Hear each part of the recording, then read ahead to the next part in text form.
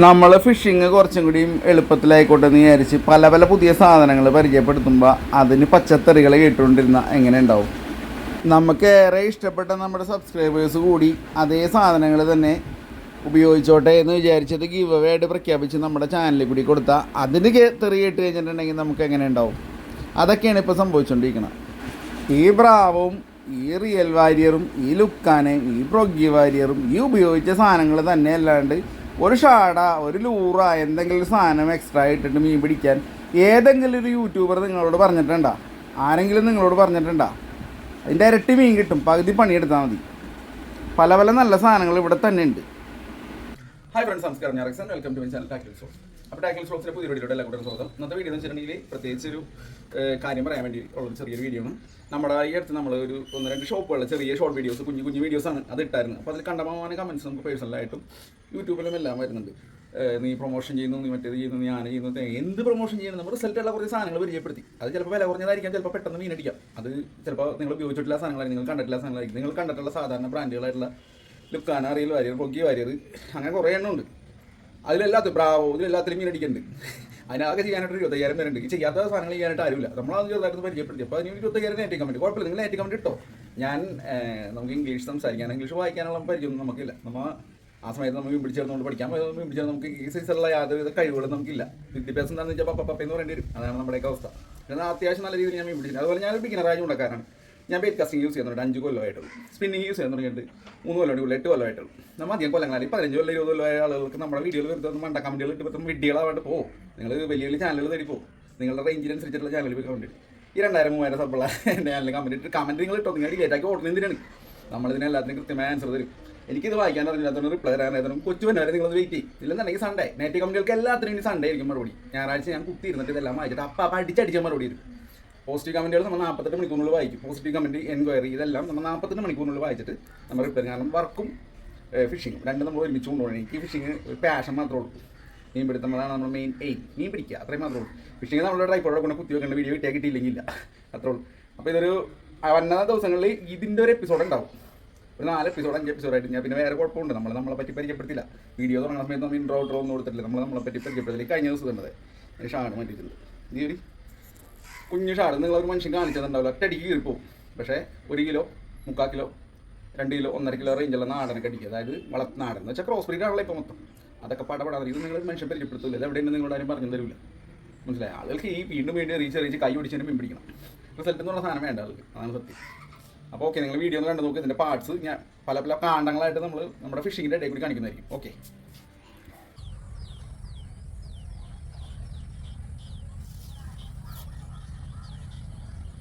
ഷാഡിലാണ്ടാ കുഞ്ഞു ഷാഡ്, 3 ഇഞ്ച് സൈസുള്ള ഷാഡ്.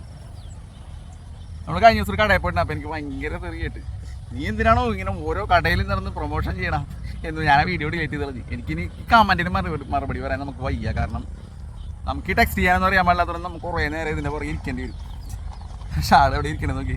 മരണ റിസൾട്ടാണ് ഈ ഷാഡ്. ഇതിൽ കഴിഞ്ഞ പ്രാവശ്യം കണ്ടമാനം ബ്രാലിയിട്ട് ഈ പ്രാവശ്യം ബ്രാലടിക്കണ്ട്. ഞാൻ അതിൻ്റെ ഒരു വീഡിയോ ചെയ്യാമെന്ന് വിചാരിച്ചാണ്. പക്ഷേ അപ്പം തന്നെ കുറേ കമൻറ്റ് വന്നു. ഏകദേശം നമ്മൾ ഒരു നൈറ്റ് മോഡിൽ നമ്മൾ ലീഡർ ലൈൻ എടുക്കാൻ വേണ്ടി പോയപ്പോൾ ഞാൻ ഷാഡ് അവിടെ രണ്ടാമത് കിടക്കുന്നുണ്ട്. അങ്ങനെ എടുത്താണ്. ഒരു വെയിറ്റ്ലെസ് ഷാഡായിട്ടുള്ള ജിഗഡാണ് യൂസ് ചെയ്തേക്കുന്നത് കേട്ടോ. ഡീറ്റെയിൽസ് ഒന്നും നമ്മൾ പറയേണ്ട. ഡീറ്റെയിൽസ് പറഞ്ഞിട്ടുണ്ടെന്നുണ്ടെങ്കിൽ ഞാൻ ഇനി നൈറ്റ് വെക്കുമ്പോൾ ഞാൻ ആൻസർ കൊടുക്കാൻ തുടങ്ങേണ്ടി വരും.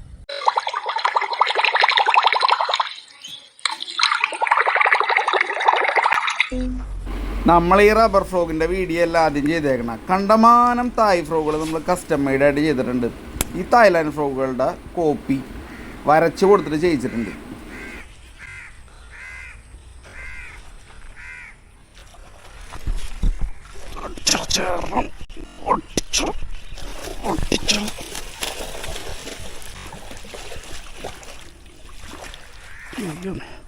പോകൊണ്ടിരുന്നാ മതി. 1 കിലോ ഓനൊക്കെ ഇരിക്കാ ചെടിയടാ. ക്യാമറ ഓണായിരുന്നാവോ? ചണ്ടിയിലുള്ളിൽ മീൻ, ഇത്ര വലിയ മീനുണ്ടായിരുന്നല്ലേ. ഓ, കിടുക്കനടി. ഓ, അവിടെ നിൽക്കടാ പിന്നെ നമ്മുടെ ചാവേറുതായിൽ നമുക്ക് മീൻ അടിച്ചിട്ടുണ്ട് കേട്ടാ. ഫ്രോഗ് റിസൾട്ട് ഉണ്ടെന്ന് നമുക്ക് മനസ്സിലായി. കാരണം പെടപ്പൻ ആക്ഷനാണ്. പക്ഷേ ഇത്രയും പെട്ടെന്ന് അടിക്കുമെന്ന് വിചാരിച്ചില്ല. ഫസ്റ്റ് ടെസ്റ്റിങ്ങിൽ തന്നെ സാധനം അടിച്ച്. എന്തായാലും കൊള്ളാം, നല്ല അടിപൊളി ഫ്രോഗ്, നല്ല അടിപൊളി റിസൾട്ട്. ഇതാണ് ചാവേറുതായി ബജോങ് എന്ന് പറയുന്ന മോഡലിൻ്റെ കോപ്പിയാണ്, നമ്മൾ ചെയ്യിച്ചതാണ്. ഈ സൈസ് സാധനങ്ങളൊന്നും നമ്മൾ ഒരിക്കലും സെയിൽ ചെയ്യൂല, നമ്മൾ ഗിവ് അവേ മാത്രമേ ചെയ്യുള്ളൂ. ഉണ്ടാവും എണ്ണയ്ക്ക് നിറഞ്ഞു നോക്കാം. ഏത് വേറെ കംപ്ലീറ്റ് അല്ല.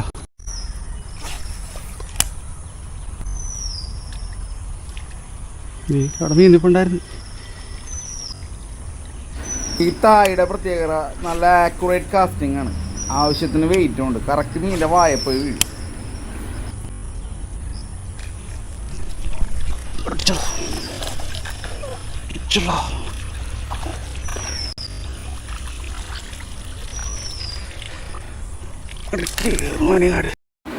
ഇതൊക്കെ ഉണ്ടെന്നുണ്ടെങ്കിൽ നമുക്ക് ഫിഷിങ് വളരെ ഈസി ആക്കാം, എളുപ്പത്തിൽ മീൻ പിടിക്കാം.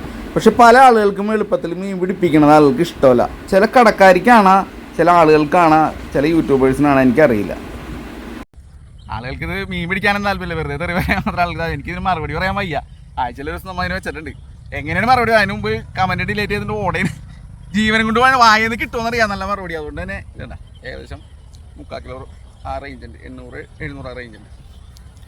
ഈ സൈസ് സാധനമൊക്കെ അടിക്കണമെന്നുണ്ടെങ്കിൽ എന്തിട്ടാലും അങ്ങനെ അടിക്കുന്നില്ല, നല്ല റിസൾട്ടുള്ള സാധനങ്ങൾ തന്നെ ഇട്ട് കൊടുക്കണം. അതല്ല ഷാഡും ജിഗിൻ്റെ ഒക്കെ പേര് നമുക്ക് പറഞ്ഞു തരാമെന്ന്. പക്ഷേ എന്തിനാണ് വെറുതെ റിയേക്കണേ? എന്തിനാണ് ഈ നെഗറ്റീവ് കമൻറ്റിന് ആൻസർ കൊടുക്കാൻ എനിക്ക് നേരമില്ല. അതുകൊണ്ടാണ്.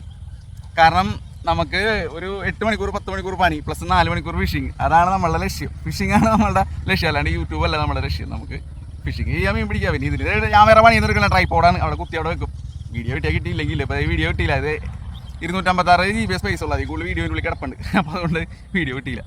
ഒരു തായ് ഫ്രോഗ് ഉണ്ടാക്കുക എന്ന് വെച്ചിട്ടുണ്ടെങ്കിൽ അതിൻ്റെ മോഡൽ വരച്ച് അതിൻ്റെ അളവ് കൊടുത്ത് എത്ര അധ്വാനം ഉണ്ടെന്നുള്ളത് പല ആളുകൾക്കും അറിഞ്ഞുകൂടാ.